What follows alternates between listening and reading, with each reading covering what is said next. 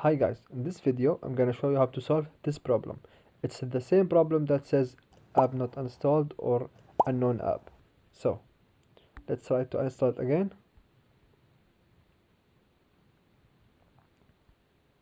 Yeah, it says I can't install it. So let's go to settings. Let's go to apps. Scroll down. Special app access. Install unknown apps. And you should give access to Google Chrome and file. So let's get back to our file.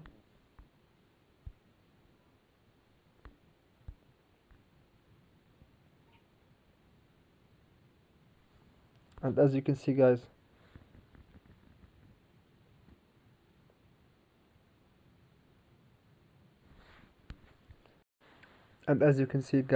it's opened and it's working like,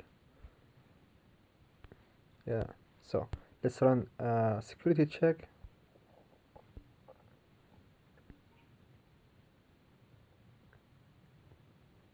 So just you can see that's this app has no virus or no harmless apps found. So I hope this video was helpful. If it was, I would really appreciate a like and subscribe. Leave any question you have in the comment section below, and I will see you guys next time.